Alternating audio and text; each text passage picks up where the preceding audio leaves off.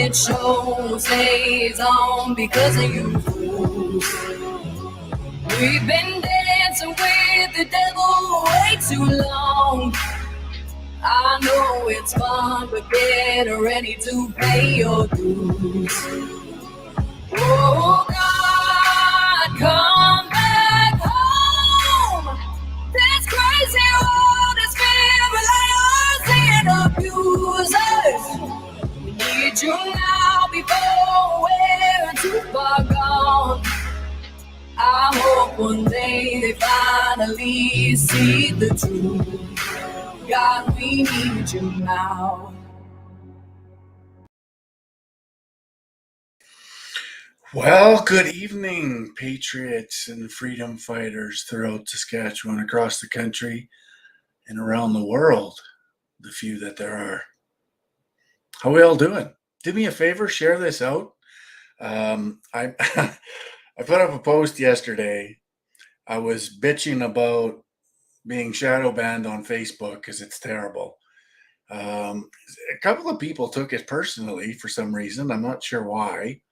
It wasn't meant to be taken or directed at anyone personally.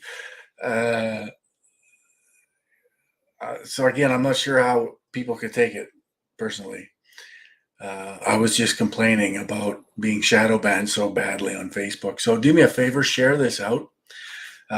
We are live on Facebook, my regular main account, Canada First, Mark Friesen PPC. We're also on Mark Friesen Saskatoon Grasswood, and we're on YouTube. I'm not banned there at the moment, so that's good news. I'm on Twitter. Hello, Twitter, folks. And I'm also, of course, on DLive. DLive, how you doing over there on DLive? Good to see you, folks. It's been a bit. Yeah, it's all good. And I'm also on a new platform. Well, I guess it's not new. It's new to me. I'm streaming to this new one,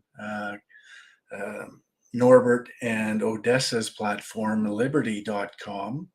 I'm live streaming to my page over there. So if you're part of that network, you can watch this live stream over there. Facebook is horrible. We're all being censored and shadowed. Yeah, of course we are. It's Facebook Nazism. Yeah, 100%.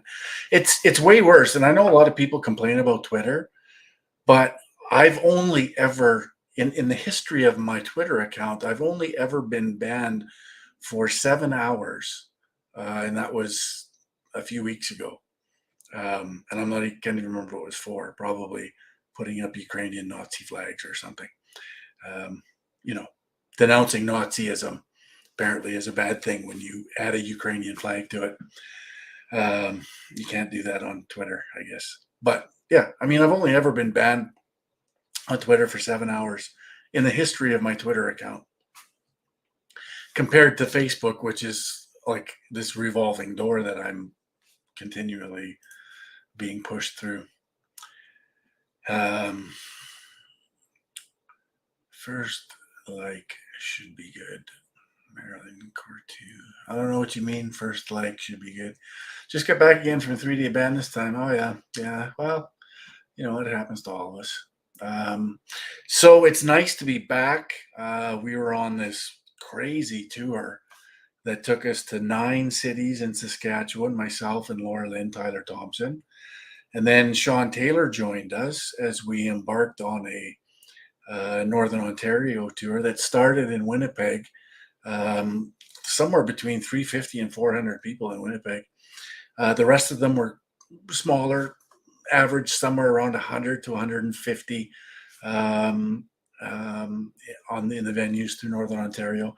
Still worthwhile. Still had a great experience. We're able to, tell the story of globalism, and myself and Laura Lynn and Sean Taylor have a really nice flow to what we're doing. I'm the information guy. Laura Lynn's the Christian part of this, which is important, and Sean Taylor's the common sense guy. So, yeah, it was really good. We were really happy with it. On our way back, we stopped in at Art Lucier's event in Winnipeg, uh, the Battle for Canada. And that was good. We got to speak a little bit there, and then we thought, well, we're going back through Brandon. We have an extra sort of day because we pushed so hard through Ontario. We went from Ottawa to Marathon the first day, and then from Marathon to Winnipeg the second day, and made it to Art Lucier's thing in the evening. So we had an extra day. We thought, hey, let's go do Brandon. So we did Brandon, which was phenomenal. What a great experience that was. They filled the joint in a Chemnay just outside of Brandon, Chemnay Hall, completely filled, standing room only. Fantastic crowd, very receptive, and it was great. So I was glad that we did that. And then we got back to Saskatchewan. We ended up doing Moose Jaw, and then we went back to Estevan, did those two, and then a couple of days later we did Davidson.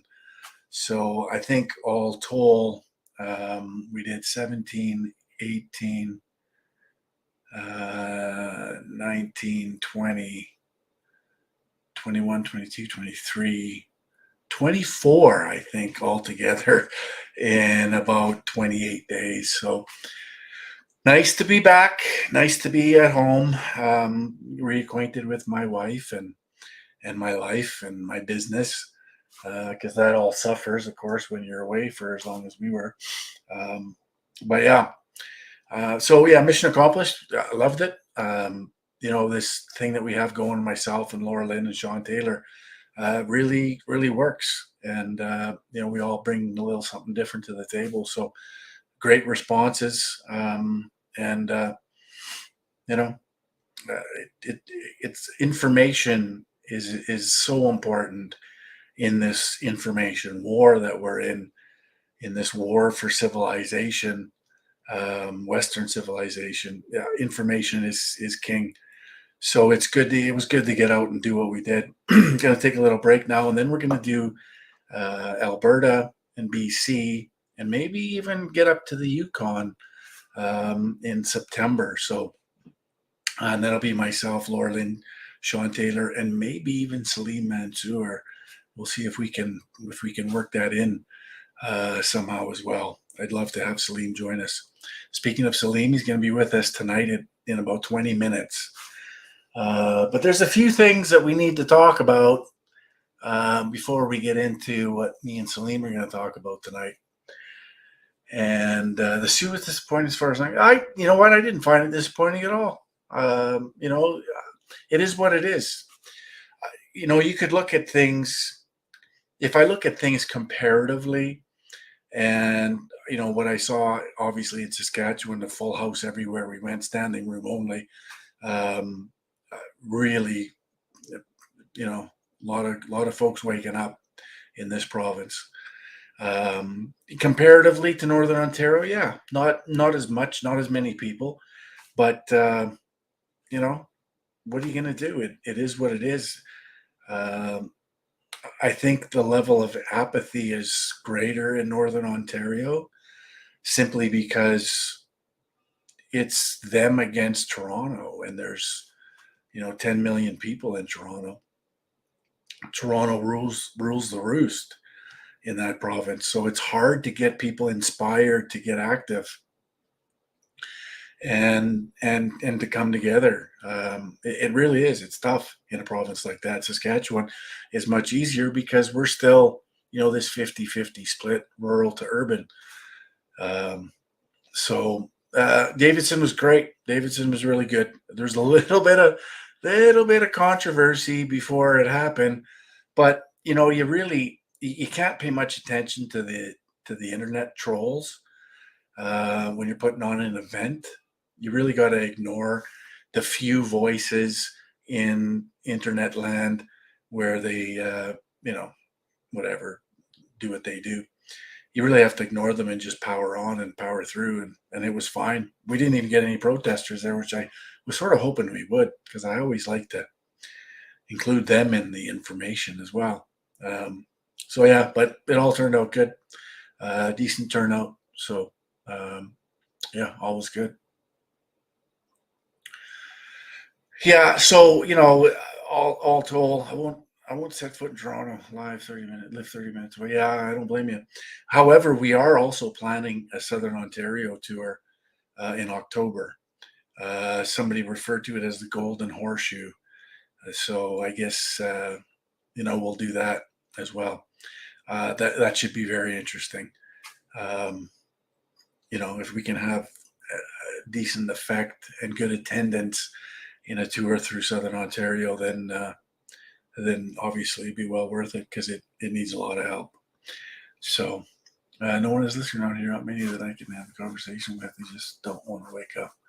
I think it's fearful to hear about. Yeah, it is, and that's just it. Jocelyn, and we talked about this on the tour as well. And in my presentation, I mentioned that there's a whole lot of people walking around in this bubble, right? They have this bubble. Their world is in this bubble.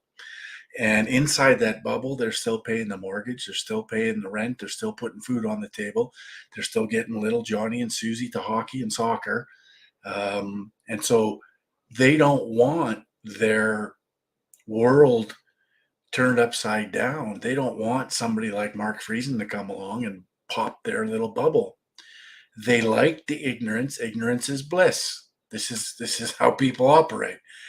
Just don't say anything. Don't tell me anything that's going to ruin what I believe. And I believe in my bubble that everything is fine. And of course, it's not. We all know that it isn't.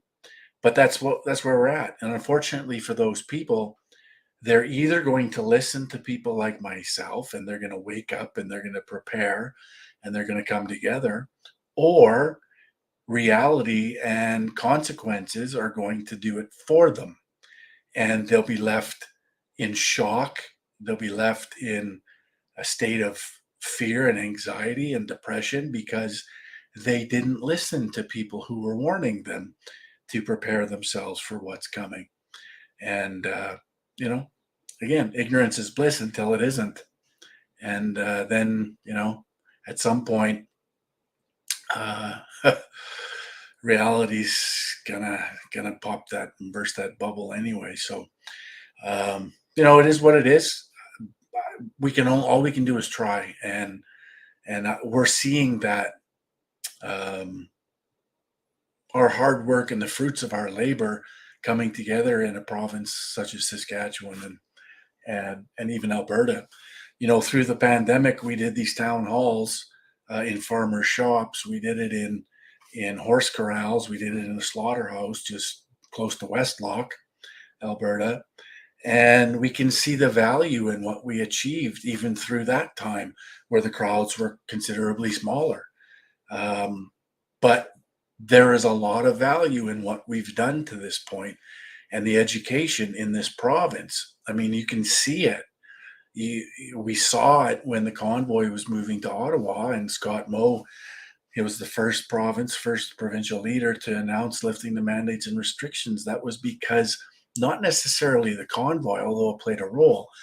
It was, again, I've mentioned this before, it was the Sask party, the ruling party. I was told from an insider that they were at 10% of their donations that they would have normally been at previous years. 10%.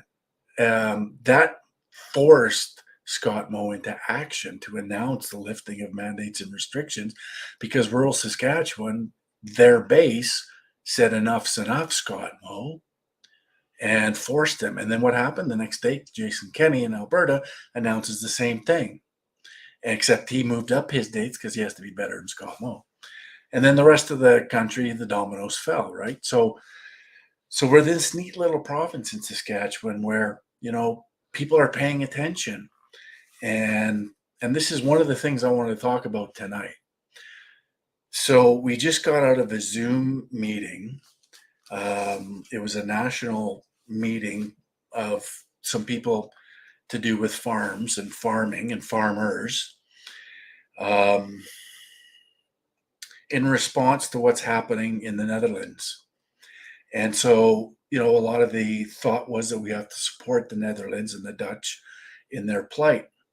And I agree, and we do have to support them.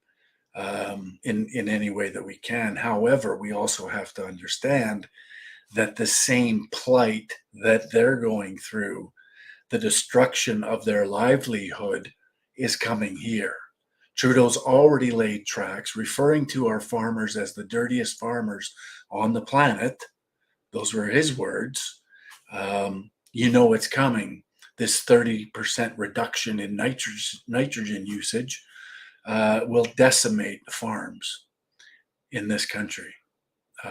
Fertilizer, nitrogen-based fertilizer, is essential to, bumper crops, to good crops. And you're reducing that by 30% is going to have an enormous negative effect on our farms here in Canada. So, as much as, yes, we need to support the Dutch farmers, we're in the same battle. We're in this same war. They're going to do exactly the same thing to our farmers as is being done to the Dutch farmers. Everything that we're seeing around the world, German farmers are now joining in the protest, because it's going to affect all of these different countries and the farmers within. And so we're going to see this unrest. And all you have to do is listen to Klaus Schwab every so often. Klaus said a number of weeks ago that the world is going to become an angrier place. Well, of course it is. When you create an environment that you're destroying people's livelihoods, you're destroying the ability to feed people.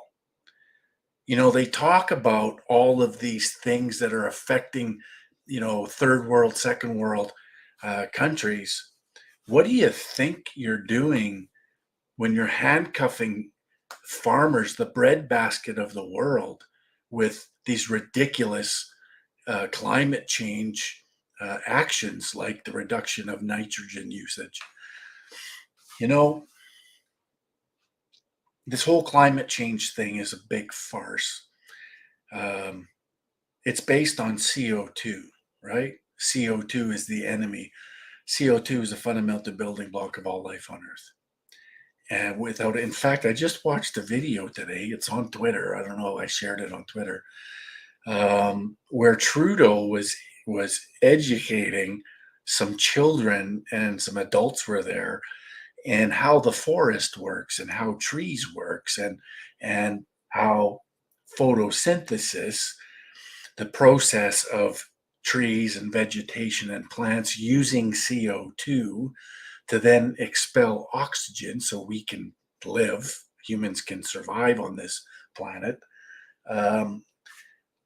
and how what's left is the carbon, which is the trees. At the same time, this prime ministerial idiot is hammering us with a carbon tax, carbon pricing, which is just a funding mechanism. That's all it is. It doesn't do anything to save the planet, because CO2 is plant food. The more plants you grow, the more CO2 in the atmosphere, the more plants there are, the more vegetation there is. The bigger the plants, the bigger the trees, the more vegetation, the more food there is for animals. The bigger the animals, the more animals, which equates to more food for us. It's this neat little system we have on planet Earth. CO2 is a fundamental building block of all of life on Earth, and is necessary. So this idea that it's pollution and it's poison, and they need to hit you with a carbon tax to resolve this problem is insane. It's ridiculous. It's not science. It's the opposite. But again, it's still this narrative that they're pushing, and they're going to use that narrative to destroy farmers, destroy the industry of farming, destroy livelihoods, and the family farm. This is what it's all about. It's all about hoarding all of the resources, taking control of all the resources, which is why Gates is buying up all the farmland south of the border, He owns the most farmland out of anyone in that country.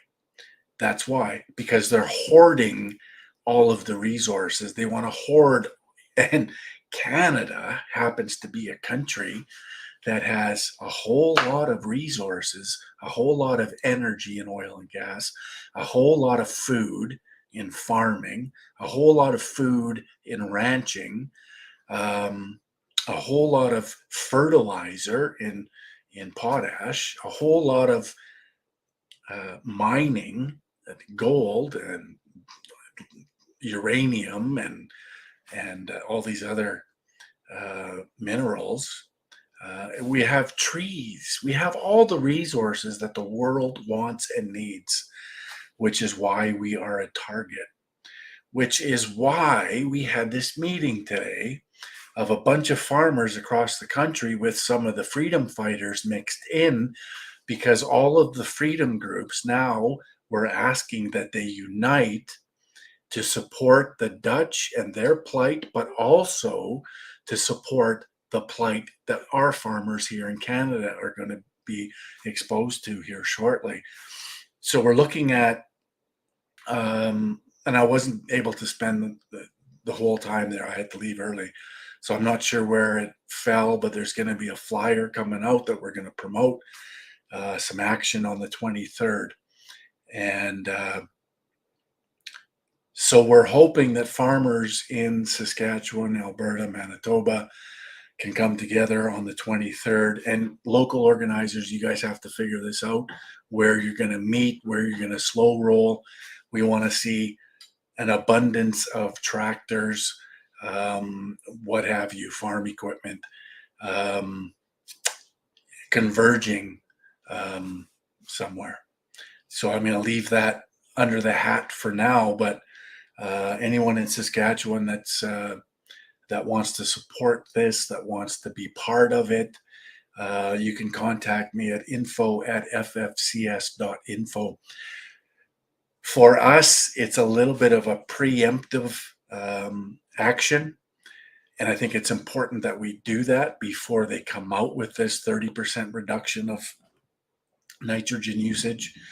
That we come together in this protest, in this action, before they actually come after our farmers. And this affects everybody, folks. This isn't just an issue of the farmers or the ranchers. This is our food. This is our ability to feed ourselves. And these psychopaths want to destroy that and destroy our ability to farm effectively and adequately. There isn't a greater reason to come together in defense of our farmers, in defense of our ranchers, in defense of our way of life, especially in the province of Saskatchewan and Alberta, and of course Manitoba, the prairies. I mean, this is it. We have to do this. We have to unite. We have to take a strong stand. We have to set a tone. We have to set the message that there's nothing more important than our food and our ability to grow food and our ability to provide food. They want to take it away from us. It's extremely serious, and we need to come together. We need to unite and do something preemptive to stop them from taking this action. So I'm hopeful. Again, anybody that wants to be part of this, you can email me at info@ffcs.info. It's a pretty important time. Alberta, I would suggest talking to Ron Clark. I'm going to be on the phone conversation with Ron here. It looks like he sort of started something. They had a smaller convoy the other day. But there'll be some other folks too.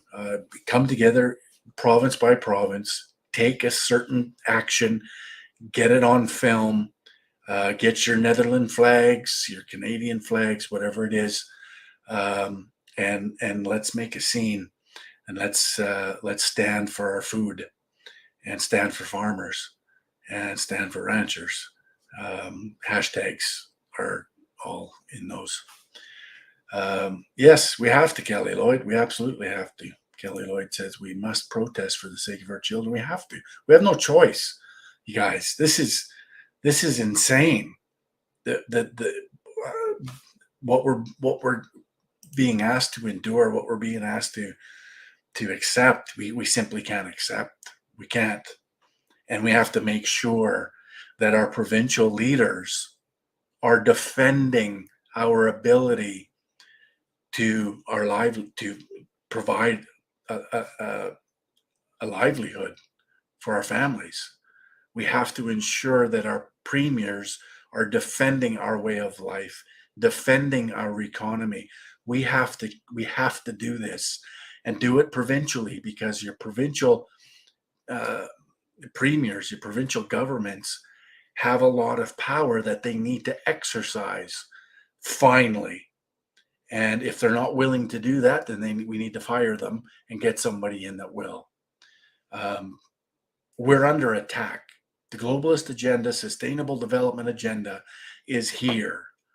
This is what COVID's been all about. This is what the climate change narrative's been all about, leading up to where we are. And now they're going to destroy the family farm. They're going to destroy our ability to grow food. It doesn't get much more serious than this, folks. So, it's extremely important that we do this. And hang on, I just got to send a link to Salim. I think I forgot to do that. So I'll do that now. So he'll be joining us here shortly.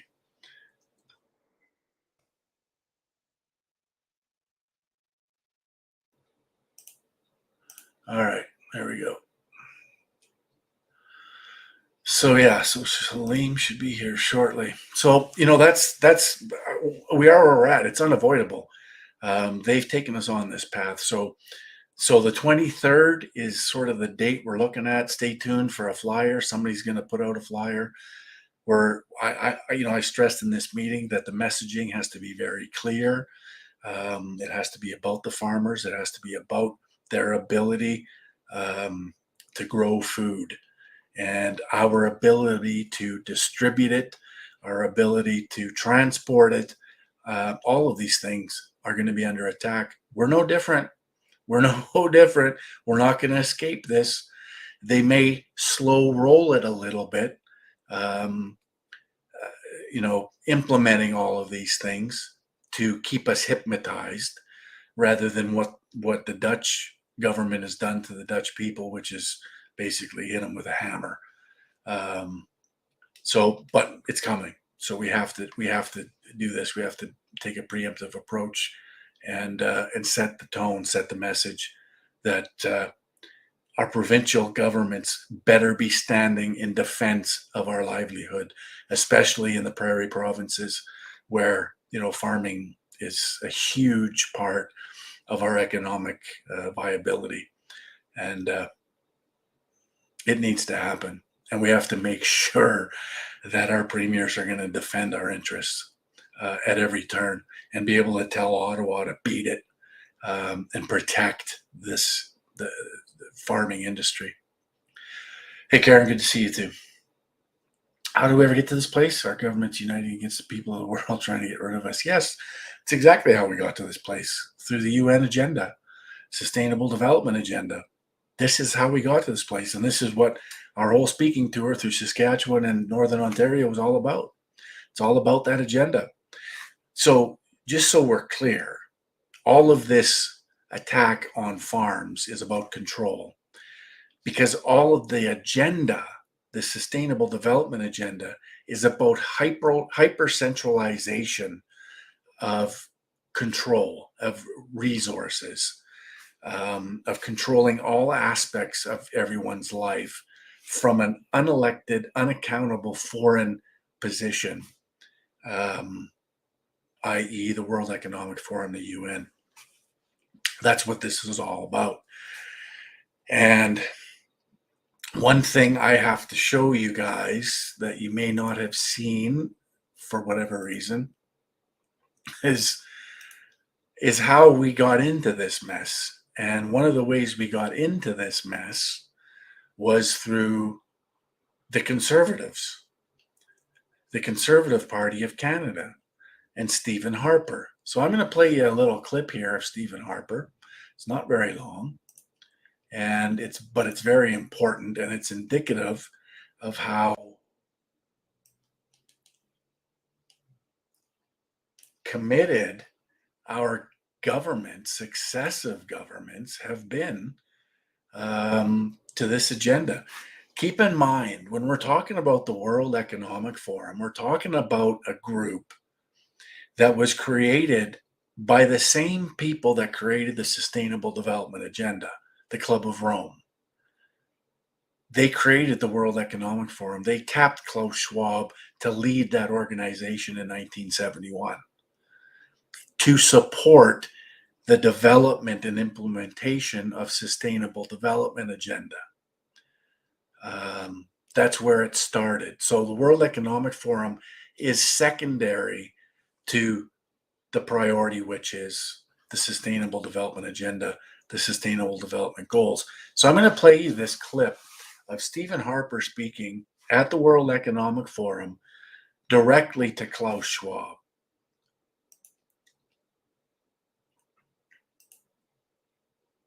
Take a moment to offer my personal congratulations to you on this, the 40th annual gathering of your creation, the World Economic Forum. You chose as its motto, committed to improving the state of the world. I would observe that few who have set such a lofty goal have more reason to be pleased with their accomplishments. To have conceived of the need for such an institution as this required insight. To have established it took commitment, but to have then nurtured it as a podium from which business and political leaders could nudge public policy by addressing their peers from around the world, that is a form. So leaders could nudge public policy. All right. Yeah.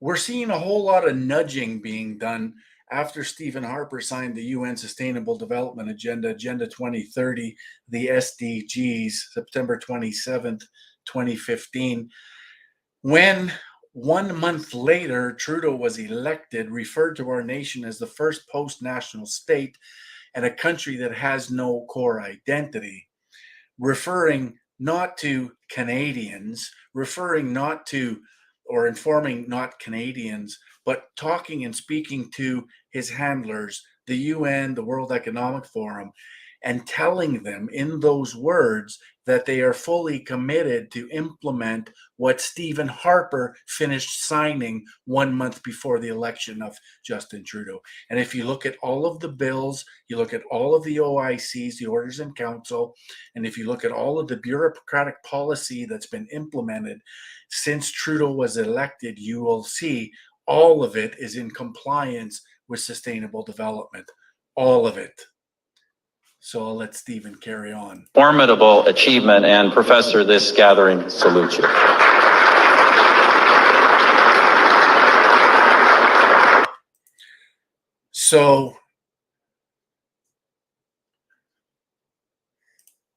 So you can see, I mean, you don't judge a man by his words, you judge him by his actions, right? Well, Stephen Harper's actions were to make the Sustainable Development Agenda in our country law and called it the Sustainability Act. And around that same time, he told Canadians, there's another clip I could show you, I might show you later, where he refers to this idea of less sovereignty as enlightened sovereignty, and created this new law called the Sustainability Act, which compels our governments on behalf of the people they represent, Canadians, to report our progress in meeting the goals of sustainable development to the UN, an unelected, unaccountable foreign entity hell-bent on seeing the destruction of Western civilization, Canada included. That's the law that was created that compels us. So they always like to say that, yeah, it's non-binding, it's no big deal. Well, it is binding when you make it law in your country, and then you elect Justin Trudeau to implement this agenda through laws, through OICs, through policy, which is what he's done from the moment he got in to this very day. It's why our economy has been destroyed. Our industries are being destroyed. Our farming, our ranching is going to be destroyed. This is why. It's all to do with the commitment to sustainable development that Stephen Harper and his conservatives are mostly and largely responsible for. That doesn't absolve the liberals of their responsibility, but you'll notice every time this agenda has been signed or committed to, it's been by a conservative government. Brian Mulroney signed it in 92. Stephen Harper signed it in 2015, made it law in 2008. And the liberals were tasked with the implementation of it. And so this is where we're at. And this is why we're seeing this destruction. Understand the agenda, understand the 17 goals. It affects all aspects of your life. It affects everything. The air we breathe, which is now, if you look into the sky, being sprayed almost daily, there's law that covers weather modification. If there's law that governs it, you know they're doing it. There's a treaty between Canada and America that allows for each country to spray close to their borders. There's a treaty in place that allows for this. So it's not a theory. It's not a conspiracy theory like they like to say. All of this is tied in. All of this is part of this agenda. And the basis of this agenda was a book called The Limits to Growth, where the priority of the whole agenda that they put together is depopulation. It's depopulation. Their premise is that there's too many people. There's too many useless eaters. And they need to reduce. Dennis Meadows, pinned to my Twitter, says very clearly their goal is to reduce the planet's population from 7 billion to 1 billion. Or we have to live under a dictatorship. Those are the two options that he presents.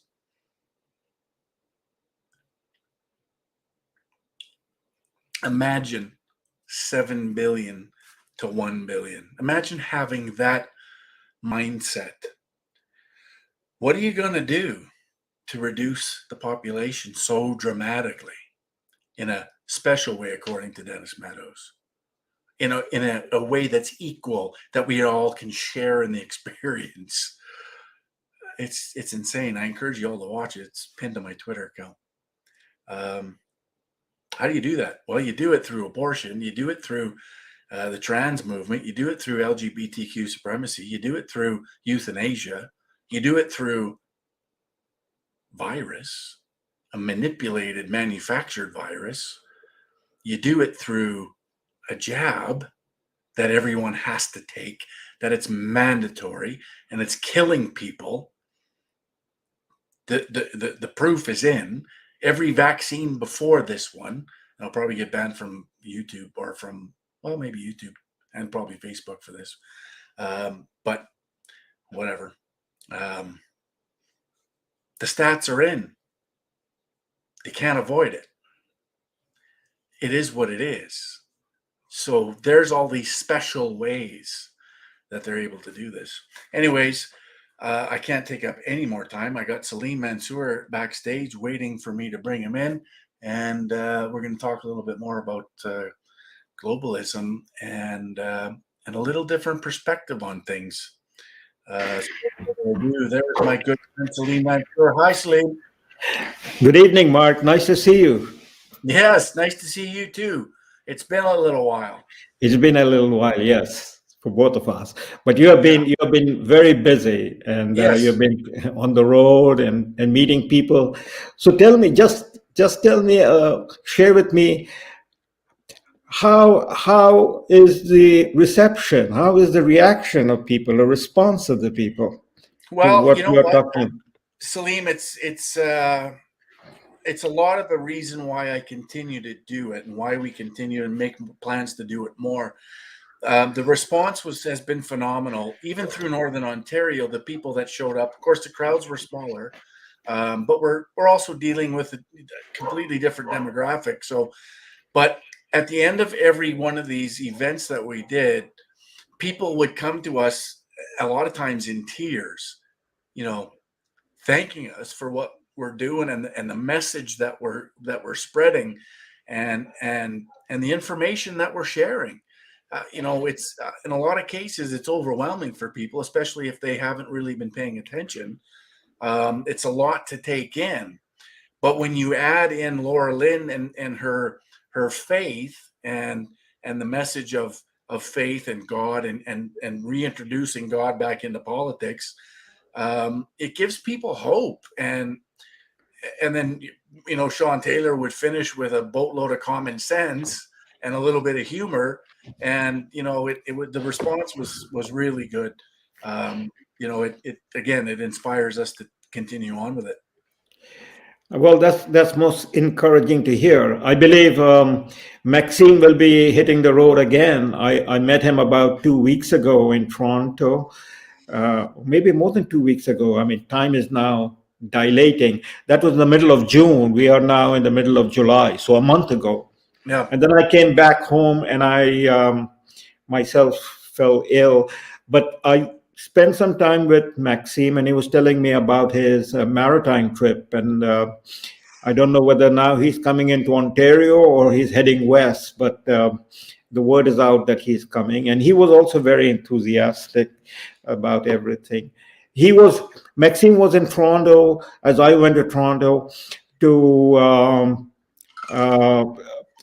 honor and salute, in my case, to honor and salute Tamara Lee. She was receiving the Justice Center George Jonas Award, and Right. They couldn't have selected a better person for this year.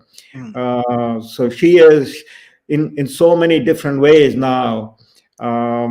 The photo, the face, the icon of what you are doing, what Maxime is doing, what I hope I can join you. That is to take the message out of freedom and responsibility and take back our country. Yes, 100%. And people really are now, we're noticing, especially in Saskatchewan, of course, what I've worked really hard at. But people are very thirsty for the truth. They want to be told the truth. And when you tell them the truth and then they stack it up to what they're being told by the establishment, of course, it's two opposite things, right? And so light bulbs are going off. People are starting to get it and starting to understand that something's not right in the establishment and what the media is telling us, what our elected politicians are telling us, and we make it very apparent too, Salim. And I tell them in my presentation that not one politician in this country has held a town hall to tell you what's happening or what we committed to and what we've signed you on to. Nobody has ever explained sustainable development agenda to anybody that's elected, has ever done that. And so they always dismiss it. They always refer to people like me as conspiracy theorists, to dismiss and ridicule and label us, to shut us down.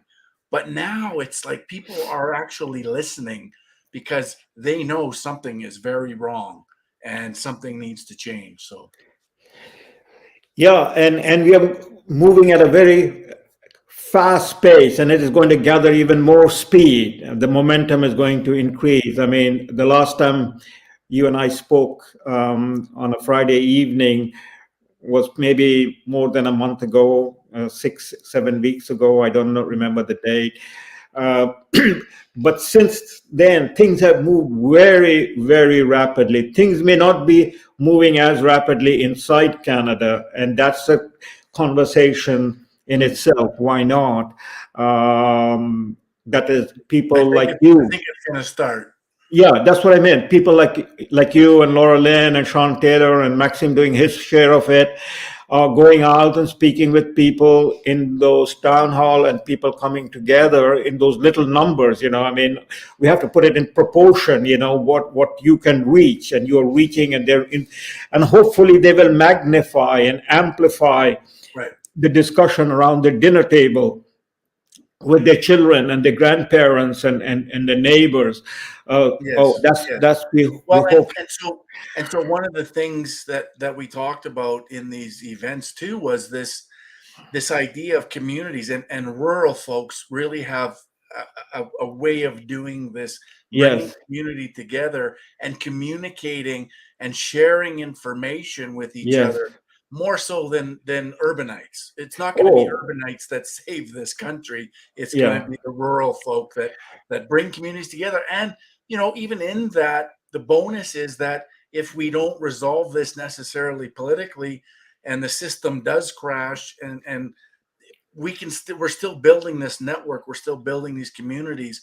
The antidote to hyper centralization and globalism is local community building. That's the antidote to all of this, I think.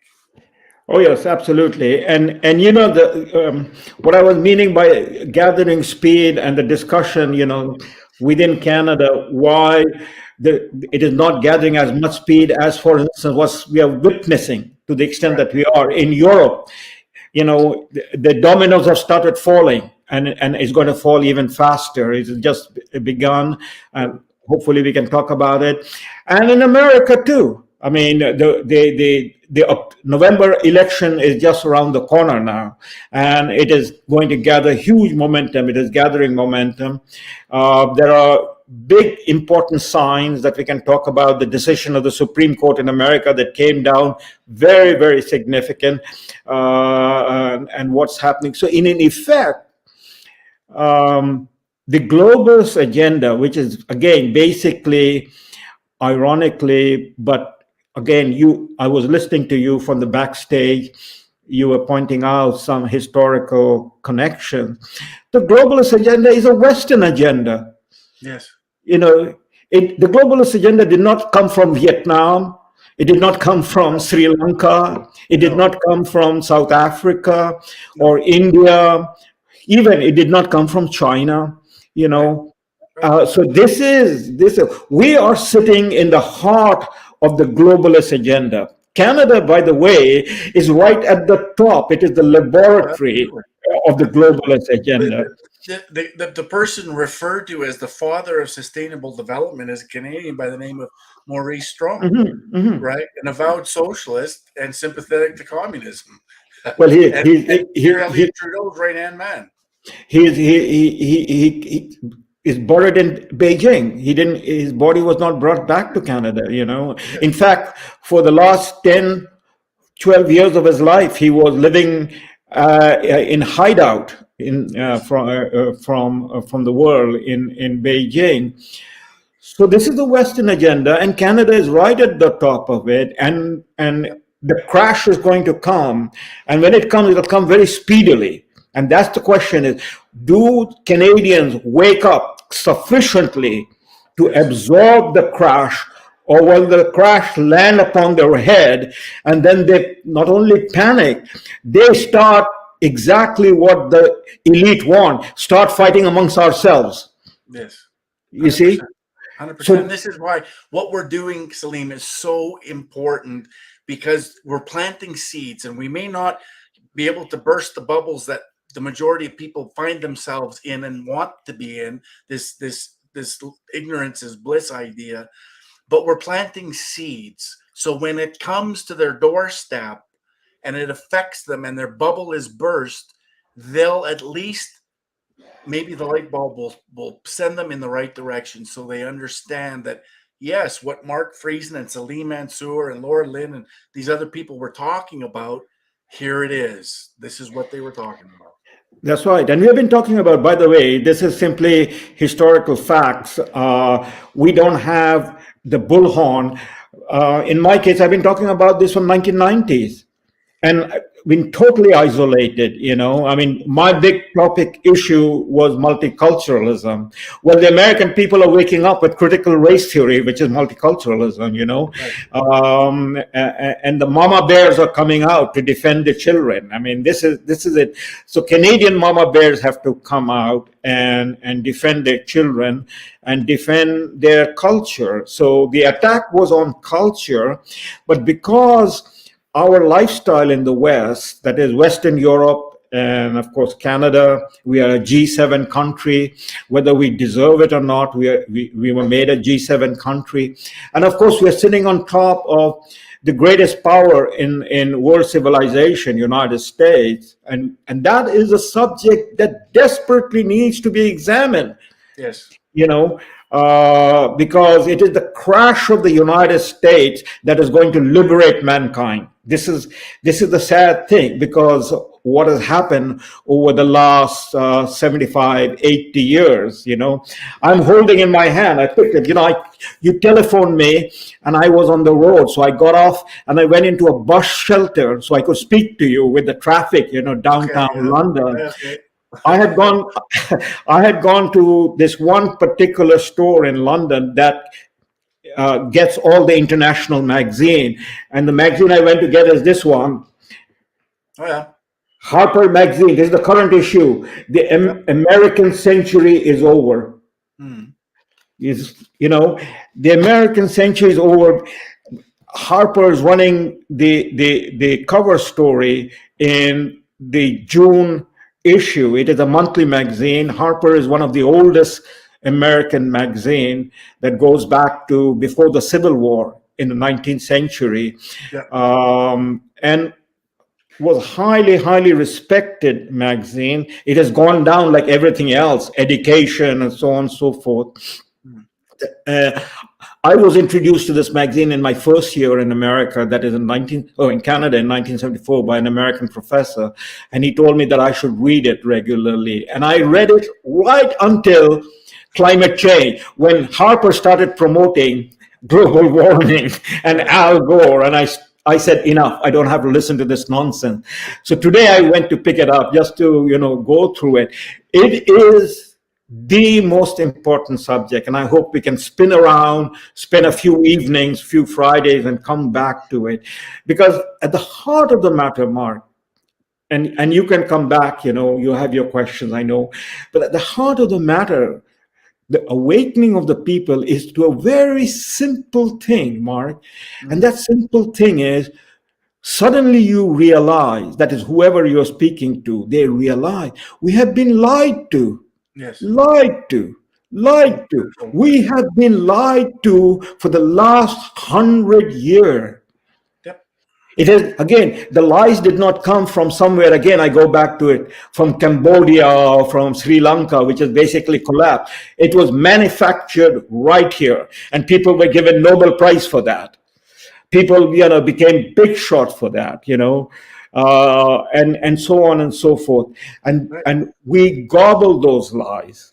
Yes. And now it is exploding because lies come back home. You're coming home to roost. And it is coming home to roost, you know, because there's nothing more left now outside America, that is the Western world. They have sucked dry the world. And now they wanted to turn around and suck dry the people within the empire. Yes, exactly. And this is where we are now. And this is their whole agenda, is essentially burn it all down, and from the ashes create this utopia that they believe from this hyper centralized global governance model. That's essentially the plan. But we're seeing, as we spoke about earlier today, Salim, what we're seeing are these most populated nations in the world, you know, Brazil, Russia, India, China, South Africa, now Argentina, now Saudi Arabia, you know, saying, hold it here, we're not playing this game any longer. And it's very, very interesting to watch. What a time to be alive. Exactly. I mean, this is the time to be alive in the sense when all the lies collapse and we feel liberated, and it has to happen inside the empire. It cannot happen Yeah, outside the empire. absolutely. So, in the time, there are so many issues to pick up, but let me pick up one thing which to me goes to the heart of the problem in terms of who we are as a people. It is ultimately, it is not economics, it is not physics, it is not chemistry, it is not any of these things, politics, it is moral authority. Do you trust the man who is your father? Do you trust the woman who is your mother? Do you trust the teacher to whom you leave your child with, is a professor? Do you trust the bishop, the priest, the imam? That's the question that comes to the moral authority. And for the last 50 years, on this particular example I'm going to bring out, everybody knows about it, but it is now, this year it happened. It happened only 3 weeks ago. Finally, it happened that the Supreme Court of the United States declared that there is no basis in the American Constitution the right to abortion. That was the right that was created out of nothing. It was a lie. Right. 1970. All on a lie. Yep. Yeah, it was a lie. But you see, 9 Supreme Court justices, the American presidents, the congressmen and women, the professors, the doctors, everybody bought that lie. Right? And then convinced the masses to agree with the lie. Right. And who was supposed to oppose that lie at the ultimate? Because, one of my favorite quotation on this matter is from this man, Carl Sandburg. Carl Sandburg was a great American poet, biographer of Abraham Lincoln in the 19th century. And Carl Sandburg said, in one sentence, he captured the whole dynamics of this issue. This is long before any of this abortion issue came about, because he's talking about in the 19th century, late 19th, early 20th century, sometime in that time period. And he said, a baby is God's opinion that the world should go on. And what did the 9 Supreme Court justices do in 1973? Went against God's opinion and said, it is your human right. It is your constitutional right to abort a baby.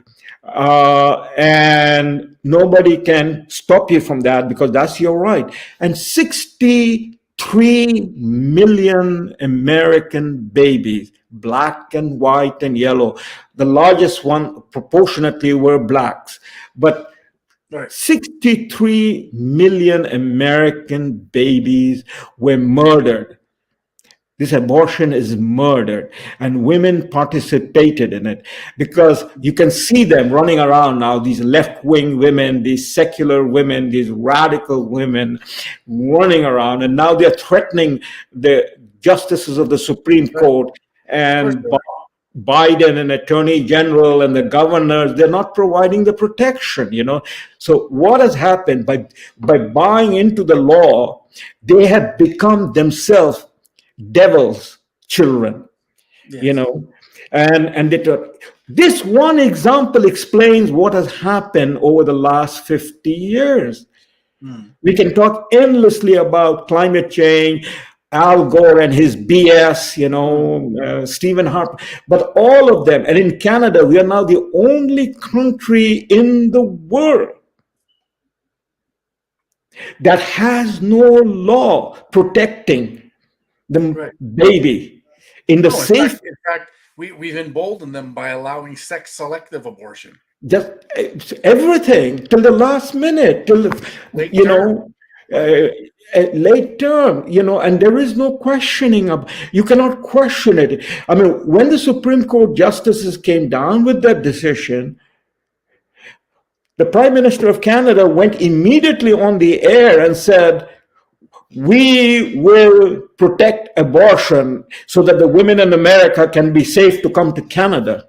What a glorious example we are giving out. And the timing, you say 1973, the timing is, of course, in line with the first incarnation or the first coming together of this group of people, that their priority is depopulation. And what Exactly. better way to control population than through the killing of babies? So you go back to it. I mean, you began with globalism. I put in this issue because ultimately it is a moral issue. Yes. The globalist agenda. With Klaus Schwab, you talked about it. You talked about Club of Rome, and you mentioned that. But there were other organizations. These were created going back 100 years. That's the Harper magazine talking about the end of the American century. We're going back 100 years. We're going back to the beginning of the 20th century. That is the making of the Council for Foreign Relations, which is the father of everything. The Trilateral Commission. And their agent, which ultimately becomes the military-industrial complex, which becomes the deep state, and so on. And we need to connect those dots.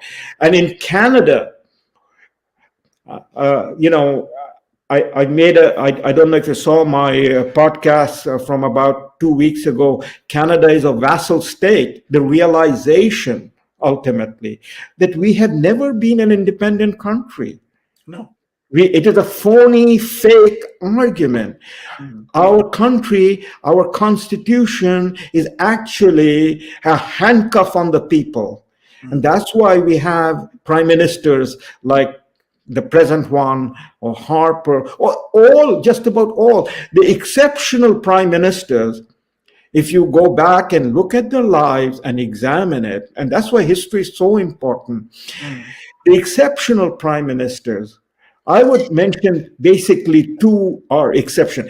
Leaving Johnny MacDonald aside, in fact, he was the instrument of making this dominion. And, now we can see 150 years later, 60 years later, that this is all basically a big BS.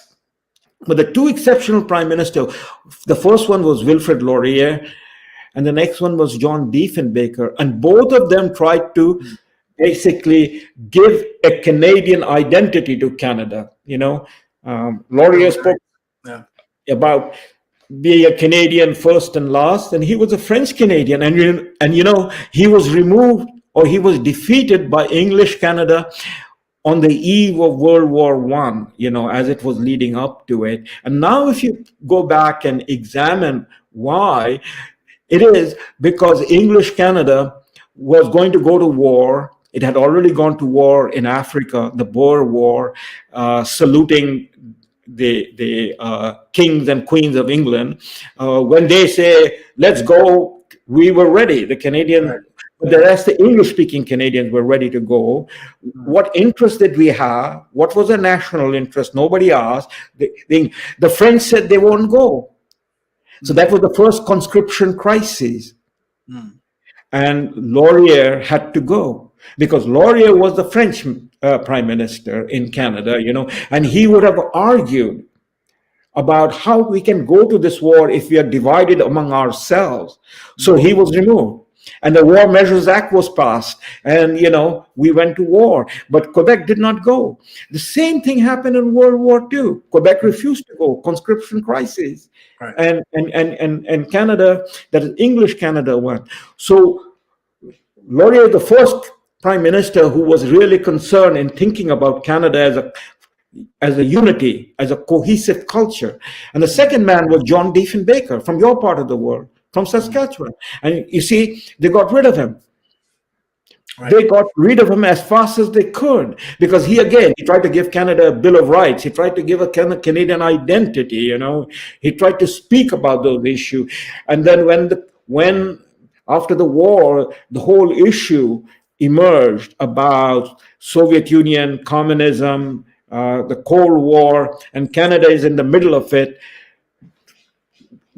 Diefenbaker tried to make a case, make an argument that, okay, we will go along with NATO, we will go along with NORAD, but it must be our decision. We must have control over our equipment, Yes. And immediately he was removed. There was a crisis, and he was gone. Right.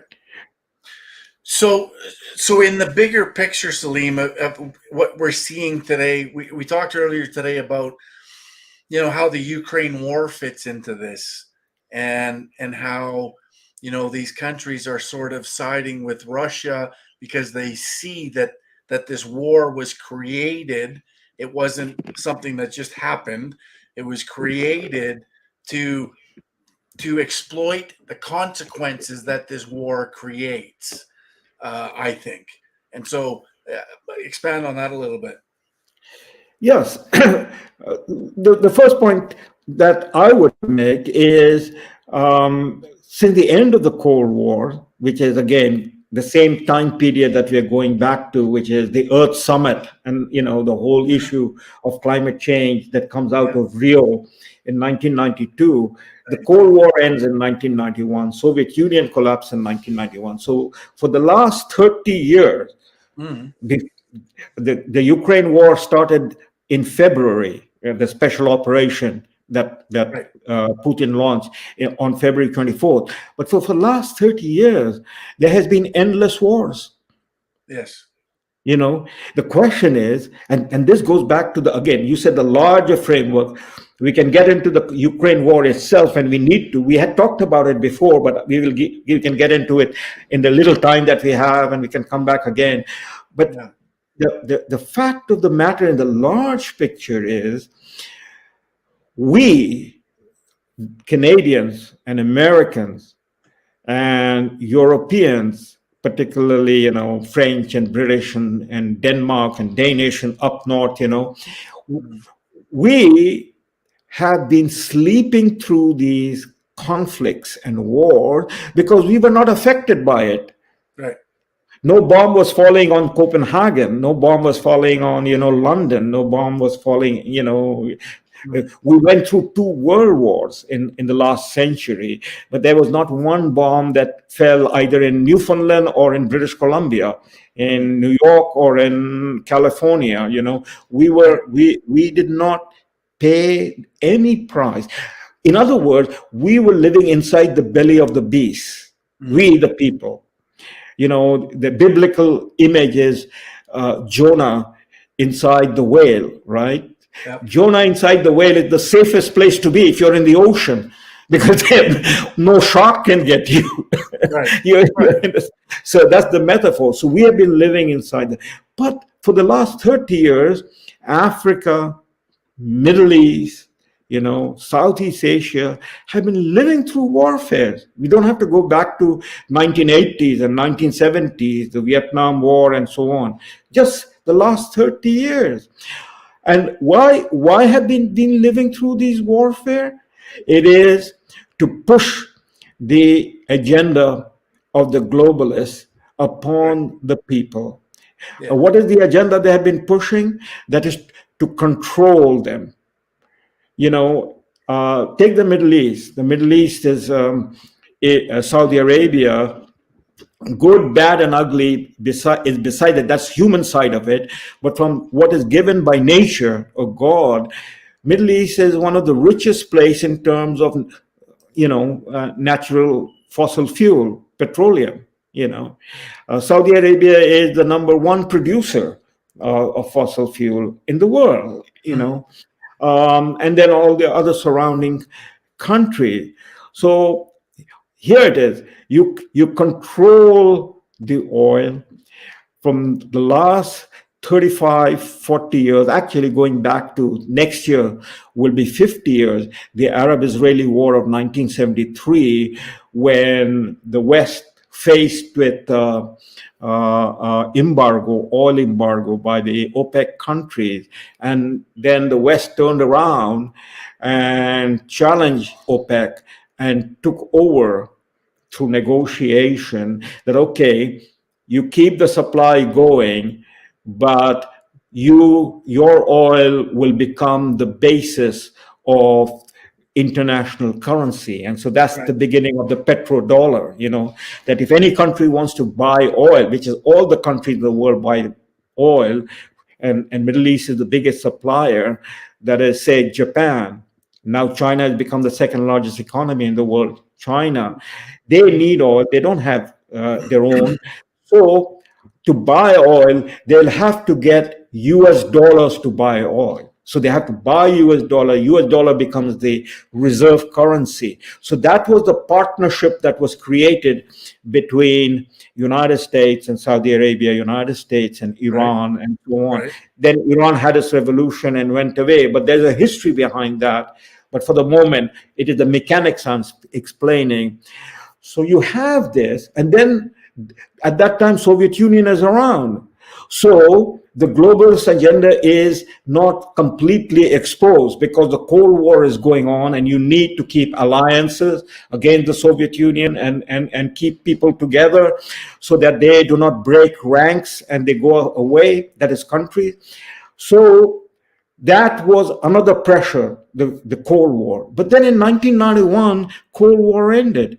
There was no Soviet Union. Soviet Union collapsed. So on this issue, on this particular issue of natural resources, oil, and climate change, nobody was speaking about climate change in 1980 or 1985 or 1987 or 1990 even. In fact, the climate change issue was nuclear winter. It was not about global warming. Right. The argument was nuclear winter, and the fear that was created was if there is a nuclear war, if there is a shootout between the East and West over any issue, and there's a nuclear war, this is going to create a nuclear winter because of the ashes and the covering and so on. And I remember I was, I just arrived in North America. This is early 1970s. And the biggest issue was nuclear winter. And then Cold War ends. 25 years later, suddenly it is announced that there is man-made global warming. And Al Gore and everyone is running around, that Manhattan will disappear, Newfoundland will disappear, all of this is not fiction, and we were wondering, what the heck are you talking about? And those people, and leading Canadian scientists, people like Fred Singer in UBC, my colleague at Weston, Chris Essex, they were basically pointing out this is nonsense. And some of the biggest name in science were saying, what absurdity. Yep. But it was the manufacturing of a lie. And that lie was told over and over, and people bought that lie. Well, and I mean, obviously they use fear, and fear is a great motivator, and fear gets people to do ridiculous things. And this is why they use fear to be able to get people to accept a lot of what they're doing, right? Exactly. But now question goes back to what happened to these Arab countries and oil producing countries, Suddenly they are faced with this challenge. If petroleum is the cause of global warming, and we are going to move away from fossil fuel to what they're talking about, renewable energy, windmills and solar panels, then what happens to us? What happens to our economy and so on, right? So then the argument was presented to them, and we're going back to the UN because UN is the global forum, that we're going to have a carbon exchange. Yes. We are going to excuse you. You can use your fossil fuel. China, India, Nigeria, you can use your fossil fuel. But for Canadians to use fossil fuel, they got to pay big tax. That will be and that tax will then redistribute that money through a system. Of course, there's going to be commission, and Bill Gates is going to get his commission, and George Soros will get his commission, and all of these guys will get their big commission. They are the trillionaires and billionaires. Well, and that's the whole thing behind this carbon tax is you're penalizing people for creating CO2, which is a fundamental building block of all life on Earth. Right, yeah. But there was a committee struck at the UN in 2012 where they were trying to figure out the best way to finance and to fund the agenda, and they came up with carbon tax and carbon pricing. So correct. But the part of it is the carbon tax and carbon pricing is the redistribution of, of money from the advanced country, that is people like you and me, because John Kerry is not paying any carbon tax. He's flying, and Leonardo DiCaprio is not paying any carbon. They are flying, and that's the expense account. It is the middle class, the lower middle class, They're not eating crickets either. That's right. They're not going to eat crickets too. But that is the common people, will pay this, and this money will be then be paid out to Indians and Africans and Latin Americans, most of it will be lost through corruption. Well, most of it, what happened in Sri Lanka. I mean, this is happening. Right now. The president ran away with money that was the carbon money that the Canadians paid, or Americans paid, or others paid. Not only Sri Lanka was going to be the model by 2025. This is a Ponzi scheme. Everybody who understood this was a Ponzi scheme. The question comes back, which is where you began, as I was in the backstage, comes back. And let's talk a little bit about this, because these are technicalities. We can get into it over and over again. We have to. But the politics of it, here it is, Stephen Harper. Stephen Harper was elected as a conservative. I was involved in it. I was a Conservative Party member. I ran around in London and elsewhere. I went to the convention in Montreal when Stephen Harper won the leadership, and then Canadian Alliance merged with the Red Tories, that is Peter MacKay, to create the Conservative Party. Yes. Well, Mark, I was there. I was in Montreal. I voted for Peter MacKay because Harper's people said, vote for Peter MacKay so that we are going to merge, Right. And so we were there. But here is the issue. Now we're coming back, looking at it, there was no other party. There was no other thing. Maxime was there. All of us were there. He becomes the leader. What did he do? He didn't speak out one moment about all that this was building up to. It was not something new that was happening. It was building up. We expected him to talk about it. Some of us expected that he will go out and publicly talk. Today, this is what I feel about Stephen Harper, that he would have been a good accountant for a grocer. Yes. Not to be a prime minister. In the almost 9.5 years that he was the prime minister, forget about town halls. He could have, as a prime minister, he could have gone out and spoken to the people and explained to them what are the challenges of our time. It's really interesting, Salim. I have to cut you off there and bring up this point.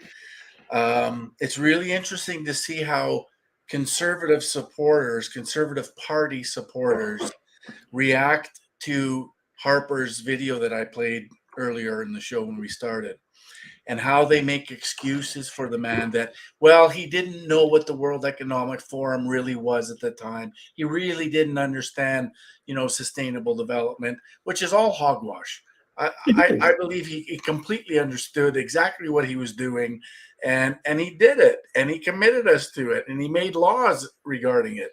So this idea that well, he was just wooed by Klaus Schwab is just No, you're absolutely right. But it is in my view, it is even worse than that. Yes. They basically said one thing to the people, and they were committed with the elite in Canada. We have talked about this, the Laurentian elite, who have signed on to this project. As I say, Canada is not an independent sovereign country. That's a big lie that we have been living. So they have signed on to it long time ago. The Conservative Party and the Liberal Party are just the two faces that they can keep spinning around to distract the people. And nobody is going to ask the fundamental question. Nobody means the media. The media is owned by them. Nobody is going to ask it. And all our institutions. This is the sad part. So when you talk about Western civilization, this is what the collapse is coming.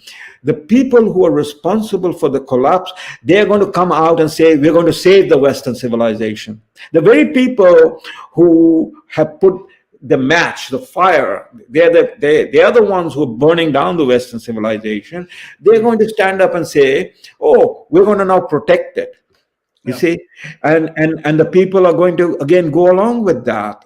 You see, that is the play that is going to happen in the West. But what is happening right now in terms of the rest of the world? So back to the Ukraine war.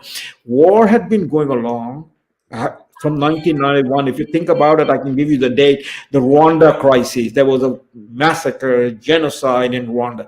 The Somalia issue. There was, in 1993, 1994. Remember the Black Hawk Down, the movie that was made, and so on and so forth. That's only 1990.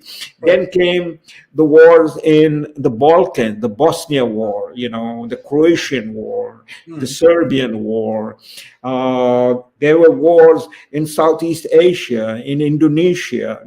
Of course, the Afghanistan war was never stopped. It began with the Soviet invasion in 1979. It carried on through this 1980s into the 1990s and so on. Then came the Iraq war. So the wars were going on. But what it was, these were wars, if you want to get a parallel to it, these were wars like the Indian wars in North America.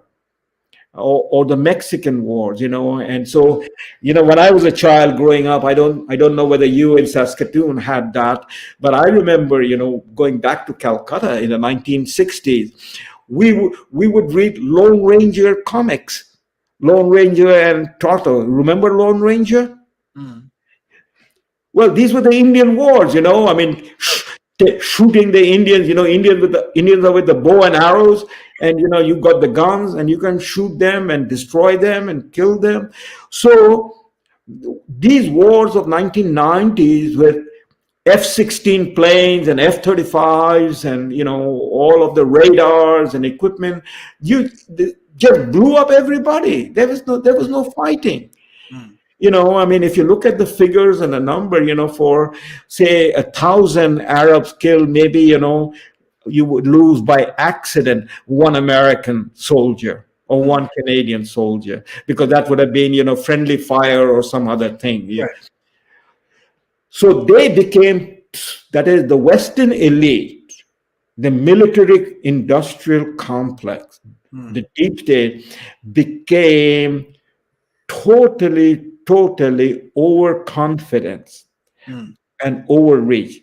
So on the Ukraine issue, they manufactured a crisis, and they thought, in their calculation, in their analysis, in their projection, when Biden's declared after February 24th that we are going to turn the Russian ruble into rubble, and that was a full spectrum sanction.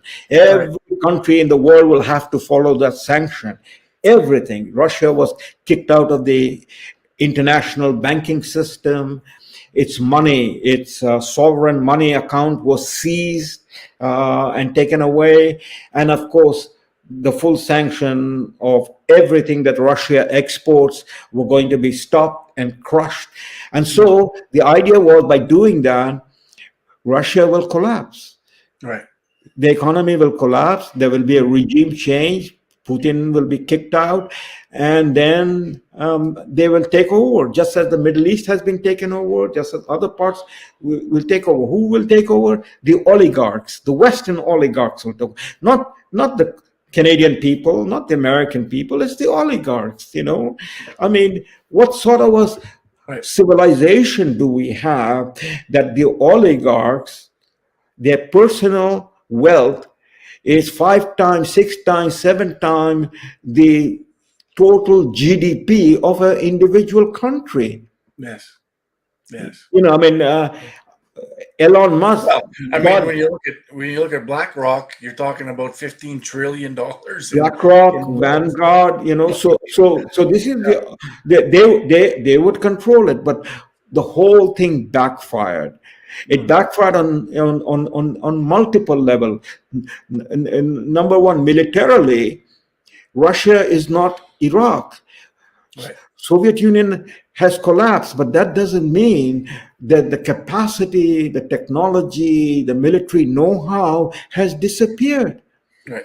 So Russia is not Iraq. Plus, the natural wealth of Russia is in tremendous demand around the world. Mhm. And Right. the whole European economy depends upon it. I mean, Russia is Saudi Arabia is the number one oil producing country in the world in terms of export.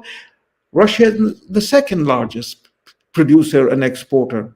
Now, during the Trump administration, America had become the number one. But the first thing that Biden did was to come and reverse that. Right. We in Canada, we could be number one, number two, given our natural resources. But again, we have reversed it, purposely to basically starve and kill our own people. Well, and this leads into, when you talk about BRICS nations, you talk about, Brazil and Russia and India and China and Saudi Arabia, and South Africa and Argentina, where, their leaders want to do what's in the best interest of their country. And I can't fault them for that, even though they may share different interests than what would be in our interest. And maybe we would compete on the economic stage, which I think is okay. We want competition. We don't want monopolies.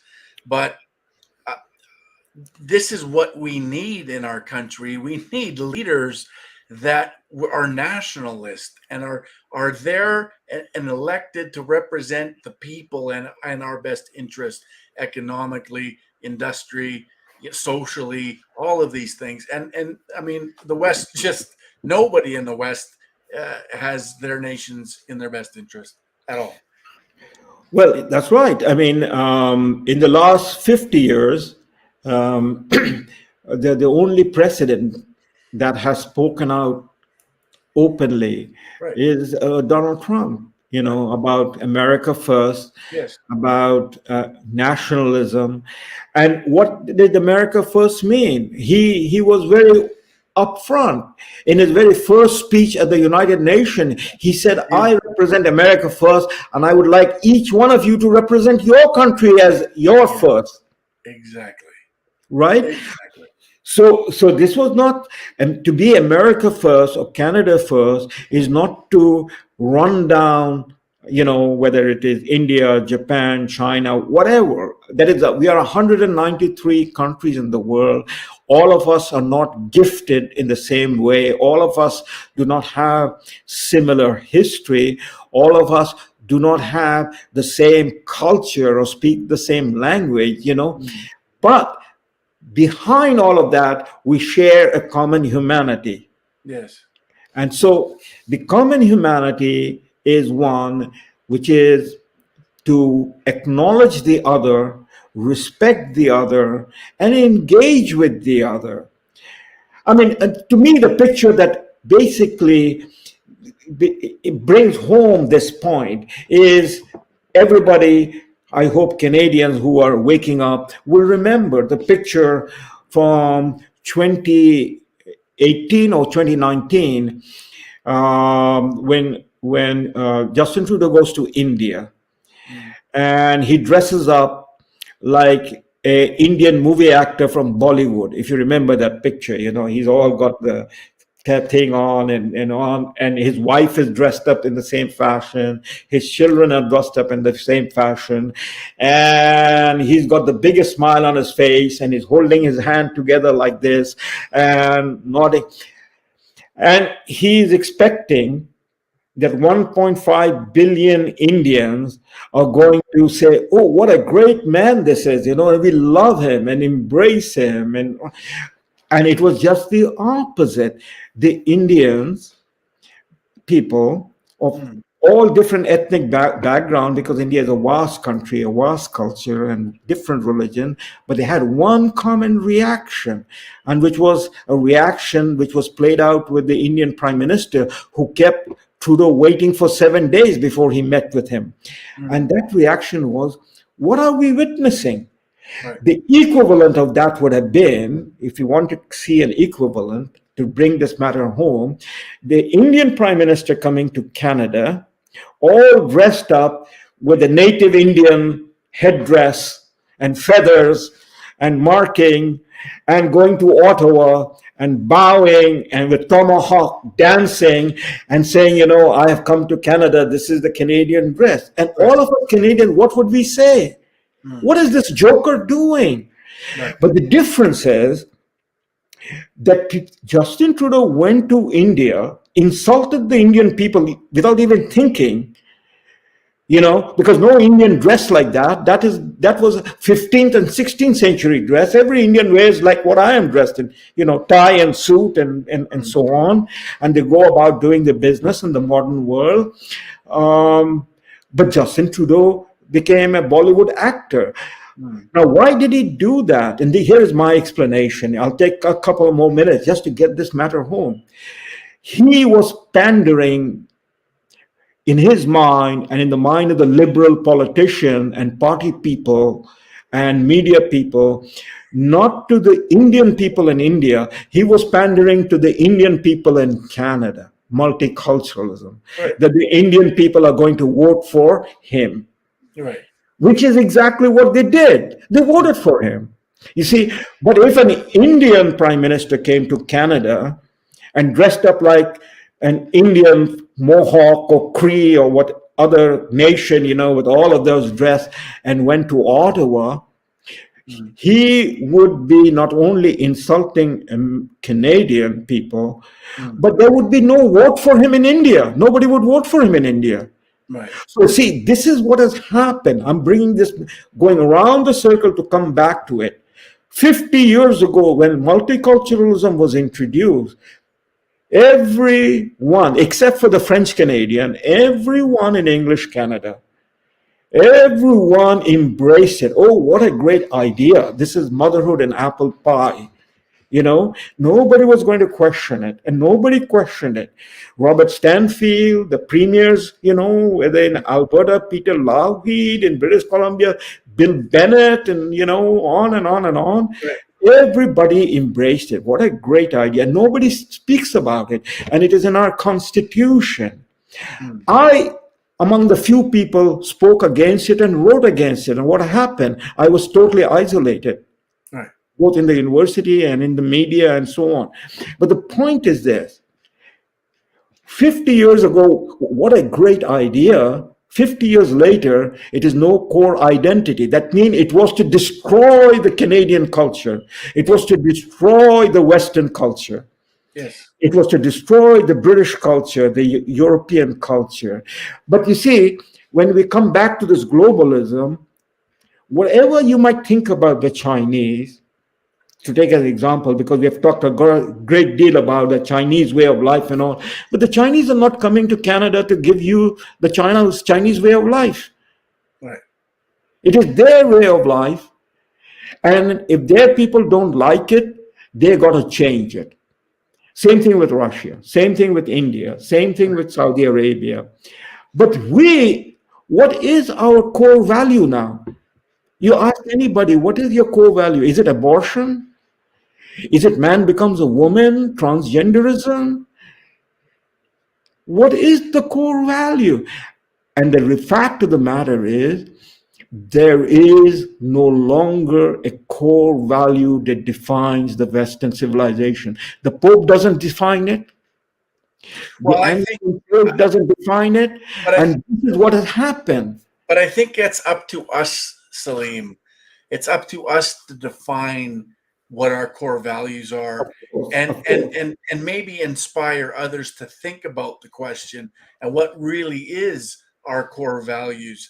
Is it Western civilization values of freedom and liberty and sovereignty and justice and equality under the law and prosperity and truth? Are those our core values? I think if you asked any Canadian to sit down and think about it, they're going to say yes, unless they're communist or fascist or, some other. But here it is. I mean, that is the first step, Mark. And I mean, again, we have both been with PPC, willingly, and we're engaged with it. And we talk about freedom, we talk about responsibility, we talk about trust, we talk about all of those aspects that are the key pillars that we have laid down. But those are labels. We have to go behind that. Freedom to do what? In this pandemic period, this vaccine mandate, by the way, there was no law passed. It was all totalitarian action. The parliament had no role in this. What happened? The freedom is ultimately freedom to believe, freedom to speak, freedom to go to church. Our pastors were arrested. Our churches were closed down, and the rest of the population went along with it. Take the hard question. Yes, this is our culture. Freedom. But freedom to do what? Is it freedom to engage in 24/7 pornography on our iPhone?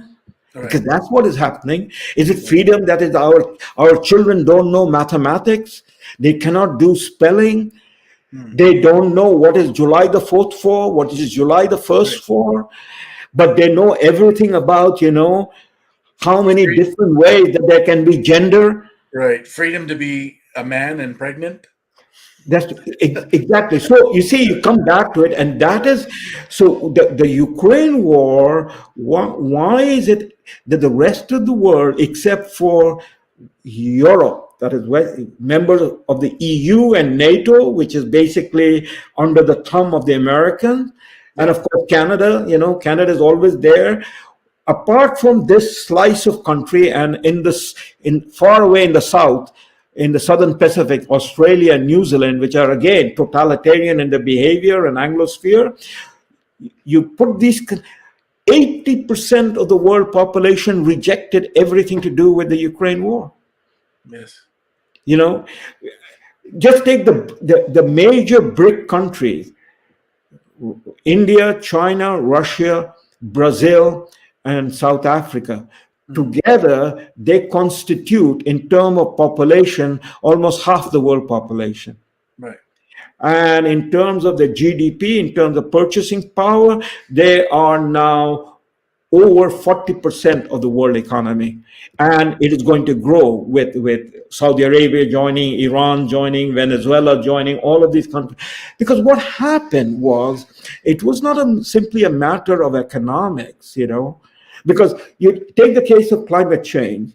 Yep. Right from the beginning, from the Kyoto Accord, which was signed by Jean Chrétien, from the Kyoto Accord, the G7 countries and the G20 countries and at the United Nations, they all came to an agreement that these requirements that they set out, net zero emission, and so on and so forth, build back better renewable energy, solar energy, all of this is going to be imposed upon the Western government. Right. And none of this was discussed in the parliament. So when the clip that you showed of Stephen Harper praising Klaus Schwab, the critical point in that thing that he said was, you provided the forum where people in politics and business could come together and create the policy which they would not be able to discuss in their own country. Now, who stopped us from discussing it in our own country? You, Mr. Harper. Yes. You, Mr. Justin Trudeau. You, Mr. Mulroney. You, Mr. Chrétien. right? You, Mr. Poliver. I'm going to play this real quick, Salim. Mark, thanks for coming. And we'll do a shot here. I have one question. Oh, I have for you. yeah. I'd love for you to answer. Fire away. You've denounced the World Economic Yes. Forum vehemently. Yes. You denounced the UN Sustainable Development Agenda, the SDGs. I haven't read it. Do you want to do a shot? Sure. All right. Very good. Thank you. All right. I'll have to look at it. Yes. I have a simple rule. I haven't read it. I don't comment on it. You need to read it. It's extremely Thank you important. for a good recommendation. Well, there you have it. You have these leaders, or who might end up being prime minister. They go public and they say they haven't read it. Then why are you in this position? Right. But I mean, it's a lie because he's actually voted on it numerous times. He's debated about it, but it's an outright lie because he can't acknowledge that he knows what it is. Because if he does, then he has to denounce his party for signing on to it because it's so insane. But so this person, he's probably going to be the next leader of the CPC. He's probably going to be the next prime minister if we can't, get people to start thinking critically and understanding who these people are. But it's, that video's gone 364,000 views on TikTok and another 60,000 on Twitter. So he's lied to, over 400,000 people. But it doesn't seem to matter. They still make excuses for him. Yeah, I mean, but it comes back to it that, the difference between what has happened in Sri Lanka and where we are in Canada is the difference where the people said enough is enough and we're going to storm the palace, and they stormed the palace. Right. Well, this is the path. This is the path they have us on, and Silver Stacker mentioned it in the chat. Until Canadians are directly affected, they're going to stay in their bubble as long as they can because they're still paying the mortgage, they're still paying the bills, getting Johnny and Susie off to hockey. But until their bubbles burst, they're not going to take action. They're not going to be awakened to what's really happening. So until that happens, people like us continue to do what we do, as frustrated as we get doing it.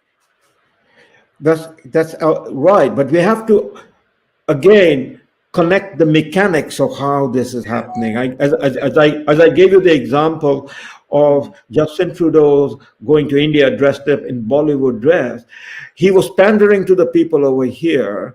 Right. And what is he pandering to? Again, this is the issue that the media will not discuss, the politicians will not discuss, and anybody who discusses it, like we tried to do in 2019, I'm talking about immigration, will be attacked as bigots. The thing is, the numbers speaks for themselves. It is not about bigotry, it is about cause and effect. Right. Now, our education system has basically eliminated cause and effects, because if there is cause and effect, that you cannot talk about climate change.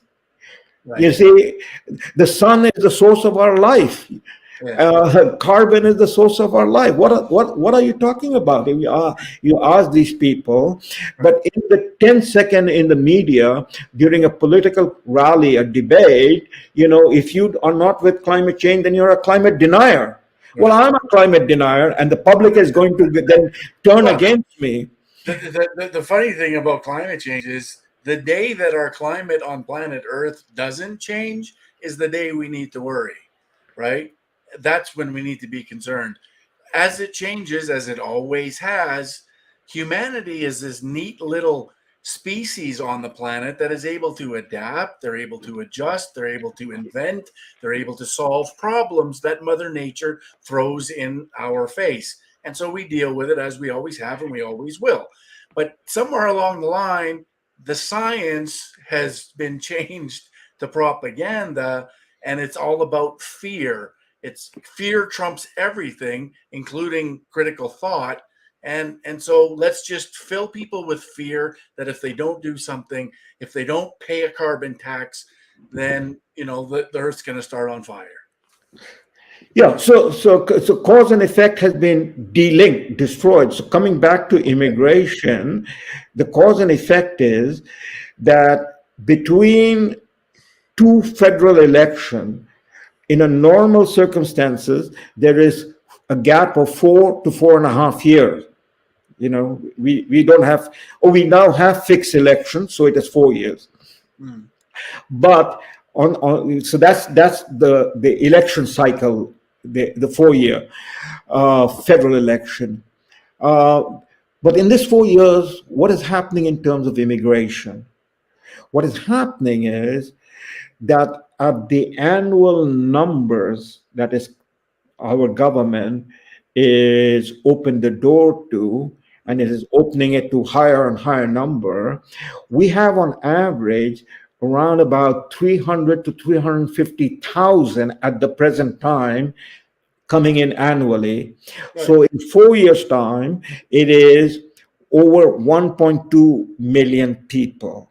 Mm. So during the election of 2021, the population was whatever it is, X minus 1.2 million people. In the election of 2025, 4 years from now, there is going to be X plus 1.25 million people. Now, it takes 3 years for somebody who arrives in Canada to become a Canadian citizen. So the person arrives in 2019 will turn around and vote for Justin Trudeau in 2025. Why? Because thanks to Justin Trudeau and the Liberal Party, I'm here. Right. You see? And paid to be here. And paid to be. And so what happens then is politically, the cause and effect is Justin Trudeau can become a Bollywood actor and win Toronto, which has 25 seats, and Greater Toronto has Right. 60 seats.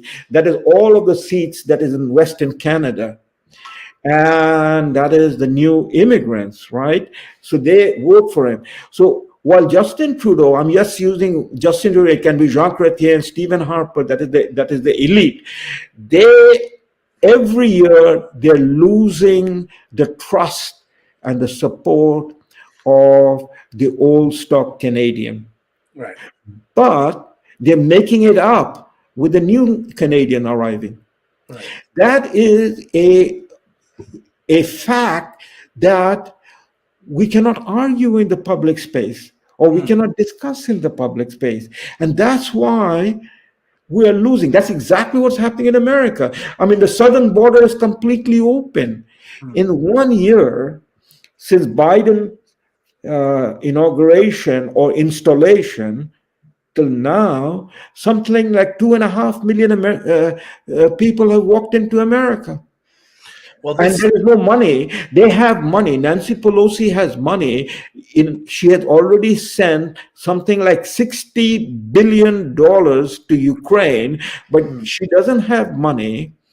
The Congress doesn't have money to build up the wall and finish the wall.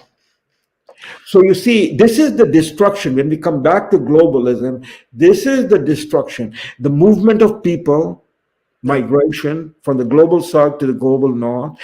The purpose of migration is to destroy the culture of the north, which has already been destroyed.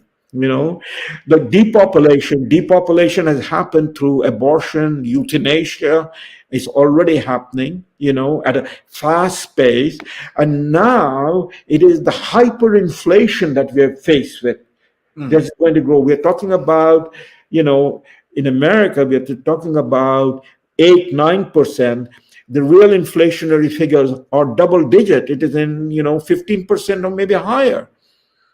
But so everything that you talk about there, Salim, leads a lot of people in the West to consider separation as ultimately as a survival mechanism, and that's generally where we're headed, because this deep hole in Eastern Canada that we call Toronto calls the shots, and we're tired of having Toronto call the shots. And so in some people's mind, it's the last resort, and this is where we have to go just to survive. I'm not an openly separatist at this point because I believe it plays into the hands of the globalists, but at some point something's got to break, and survival has to come into play and into the discussion. Well, I don't have a snappy answer because these are all historically issues, deep issues. But the snappy answer would be that will be one way to resolve the problem, because the breaking apart, if that happens, would end the control and the central Canada has on the rest of the country, which will allow the western provinces and the Maritimes, that particularly Newfoundland, to exercise their own decision making for their own benefit in a manner and make alliances. That is exactly what the discussion is going on in America. You see, the crash sometime when it happens is very painful, but out of it will come out new possibilities, because this has become unsustainable. What they have done, in the last half a century. I mean, take the American case, the debt figure, the total American debt figure is in excess of $30 trillion, and rising. And they don't seem to care. That is, the ruling class doesn't care one bit. Canada is the same thing. Now they're saying that we are creating inflation by our demand, the people's demand. But for 2.5 years, they spent money as if it was nobody's business. Right. I mean, in 2019, our budget deficit, not debt, budget deficit was around $30 billion. Yep. And in 2 years later, our budget deficit was close to $350 billion, 10 times. Right. Canadian people, we did not consume. But you see, the IMF instructed nation states like Canada to do exactly that. Precisely. And this is what they did in other countries, that is the structural reform by raising through expenditure, inflationary expenditure. They raise the cost of living, but they devalue the actual, cost of the resources and industry, which then they bought and sold it to the oligarchs. Yes. And that was the story of Russia. Russia, including Ukraine, they became bottom feeder. The difference is that Putin has worked hard to restore Russia's own prestige, which, of course, the globalist media and the globalist leader have painted Putin as another Hitler. Yes. The fact of the matter is just the opposite. Yes. Nobody's buying that argument anymore. I mean, when the Western media went around painting, for instance, Muammar Gaddafi as Hitler and then killed him, however bad Muammar Gaddafi was, he's not Hitler. Because if everybody is Hitler, then there is no Hitler. Right. And it became ridiculous. But on the question of culture, rests the moral authority. Now you look at it. In our lifetime, in my lifetime, that is in Canada, almost 50 years, if anybody said, you're connected with the Nazis, you are a fascist, that was the worst abuse, that you are a Holocaust denier. That was you could be destroyed, for sharing any opinion that was in any way supportive of Germany under Hitler, of Nazism, or questioning Holocaust. Well, only 3 weeks ago, or less than 3 weeks ago, 2 weeks ago, the ambassador of Ukraine to Germany in Berlin, he, in an open interview on a main German news media, Mm. was asked about Stephen Bandera and why had he gone to the grave of Stephen Bandera to honor him. And the ambassador of Ukraine, sitting in Germany, in Berlin, said, Stephen Bandera is our Robin Hood. Mm. We honor him. He's a great man. And anything that you say about Stephen Bandera is all lies. Now, the European press became very agitated about this, especially the Germany, because in Germany there's a law.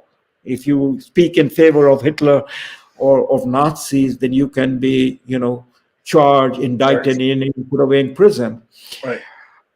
But the interesting thing is that the globalist media in North America, in Britain, in Canada, were totally silent. No, not a single word from CBC, Globe and Mail, National Post, nobody. And same thing in ABC and in the American. There's no discussion.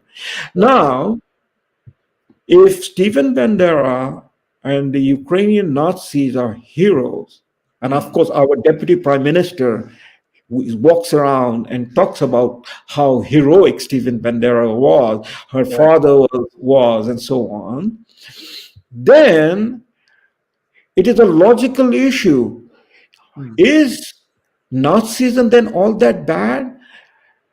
To ask if an honest question. And if Nazism is not all that bad, then what were we doing for the last 75, 80 years? Right. What did we fight against? Right. What did we stand up for in defense of our freedom, Right. our liberty?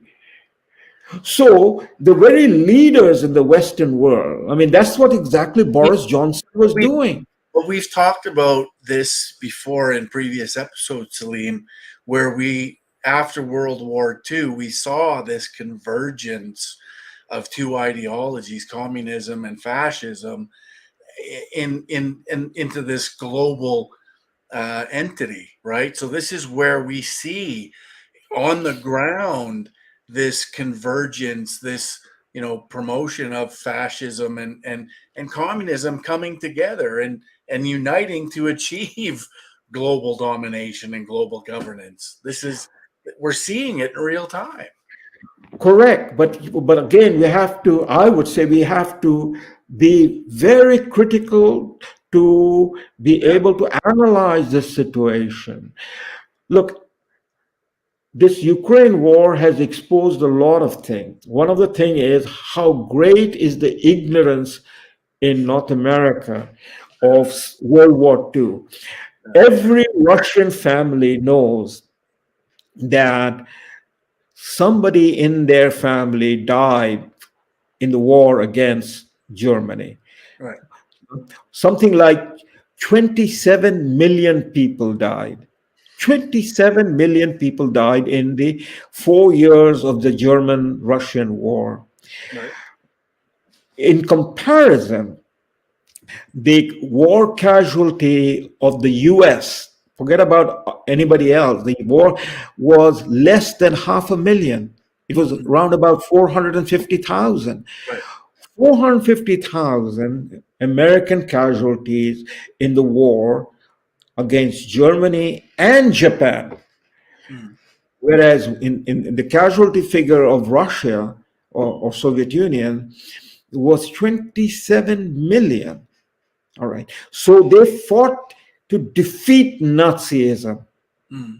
Whether communism as a totalitarian idea and Nazism as a totalitarian idea converges is one thing. It's a totalitarian idea. But Nazism as a race-based theory, that the Slavic people are the Untermenschen, Right. to the German Nazi, which is exactly what the Stephen Bandera people were in attacking, people in Ukraine and Poland. So the question then comes back to which is a question which has a universal concern about this, because uh, the Allied powers did not fight alone. Russia fought, but the Allied powers had the entire colonies fighting with them. Right. India, African, you know, uh, Australian, New Zealanders, and so on and so forth. They fought, and after the war, they won their independence. And now what is happening is they turn around and they look. I read the Indian press, for instance, and the people are saying, how is it that the Canadians, that the Americans are supporting Ukraine and Ukraine not? Because this is the global. We're living in a globalist age in terms of globalization. We're living in an age of instant communication and so on and so forth. So the issues are not simply. I mean, the fight in Ukraine is between Zelensky and the Ukrainians against Russia. Yeah, but this whole Ukraine thing is a means to an end. They're using the conflict to promote the consequences of the conflict, to affect our way of life, to affect our use of resources and energy and all these other things that have gone sky high, cost of living and all these other things related to, of course, Russia being the bad actor that invaded Ukraine, blah blah. So I mean, it's all a means to an end. It's all being used to promote. But what is the end? What is the end? The end is one borderless world run by who? Who's going to run it? So that is becoming back to the transition of United States over the last 75, 80 years into becoming a global empire. All of this leads back to the big money, to the bankers that supported this whole agenda, support the whole idea of globalism, support the whole idea behind it. And I mean, you look at the sponsors, and this is dangerously close to going into another 2-hour discussion. But the bankers are responsible, the Rothschilds, the Rockefellers, the Warburgs, the Schiffs, the different groups, that have funded all of this and have sponsored all of this because of their need for control and dominance. And this is where it all falls to. It all funnels into that. So back to, absolutely. So it was the bankers, not only today in this period that we're talking about from 1991, the end of the Cold War, to now, the bankers were there financing the British North America in 1776. And so what did the 5 or 6% of the people who became the patriots, the Thomas Jefferson, the George Washington, the John Adams, and those who supported them? Everybody didn't support them, but those who supported them, they said enough is enough. No taxation without representation. 1776, yes. That's 1776, and that was 1776. 13 years later, 1789, the French said the same thing to the bankers, except that in America, George Washington did not capture British bankers and put them under the guillotine, but in France, they did that. Right. So the point is, yes, the bankers, but the bankers cannot do it by themselves. They have to be protected by the elite, by the armed forces. The question is, where are our patriots? Yep.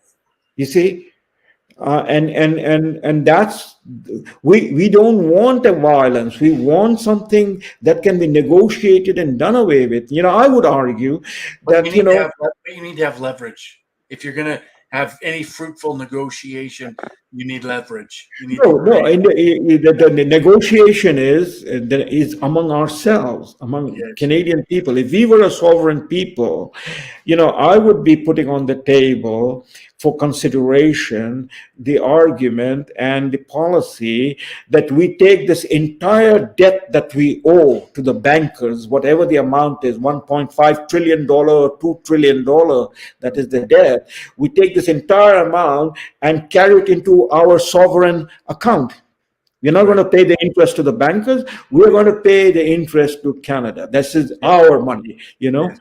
and we will develop our economy. Why don't Yes. we get rid of all of this globalist agenda? We'll get Yes. rid of all this nonsense of Here, renewable. here. Here, here.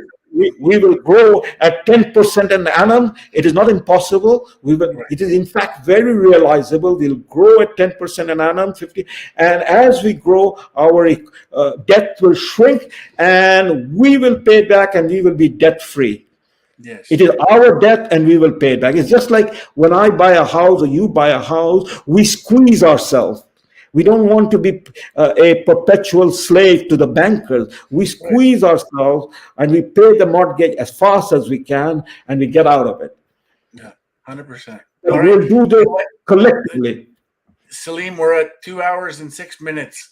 Sure. So for tonight, I want to shut her down, but we have lots more we need to talk about, and we'll do it again. The final thing is, if people understand history, yes. People understand, therefore, the issues that have brought us to where we are, because we cannot arrive at this point without understanding the history that brought us here. Then the solution is with us. We don't have to go looking for the solution elsewhere. It's 100% the solution is in us. It has to be. There is nothing else. And this is why I said at the beginning of the show, the antidote to globalism is community, is local, is bringing people together. And it is national sovereignty. It's national sovereignty. I'm talking about national sovereignty. Absolutely. 100%. Couldn't agree more. Another great night, Salim.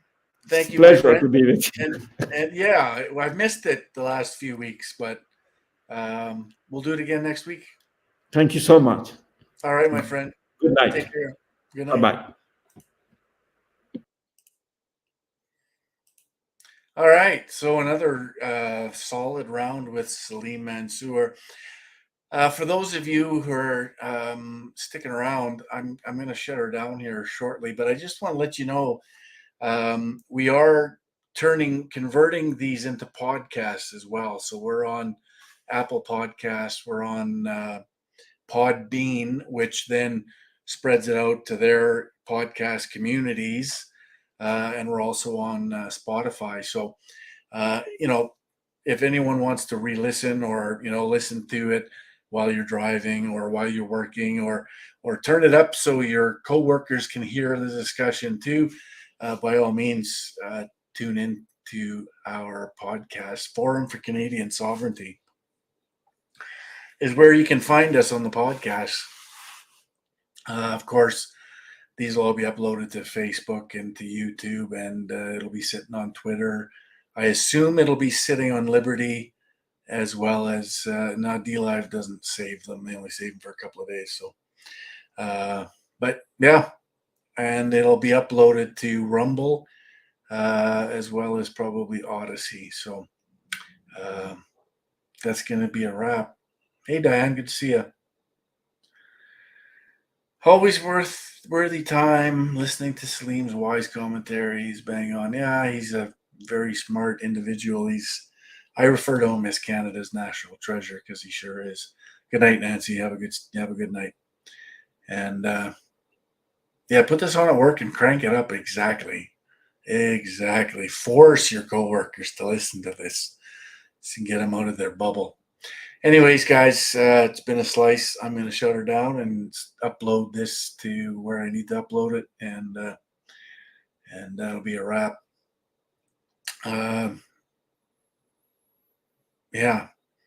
Stay tuned for flyers to come out in regards to the 23rd of this month.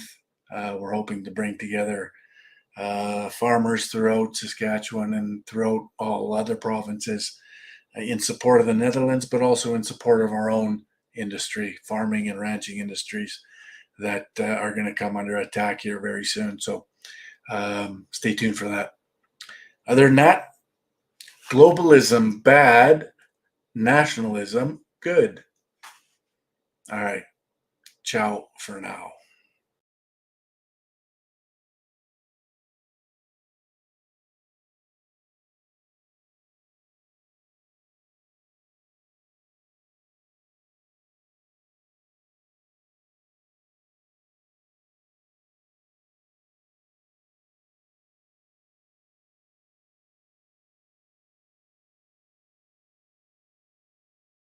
One day, one day, one day,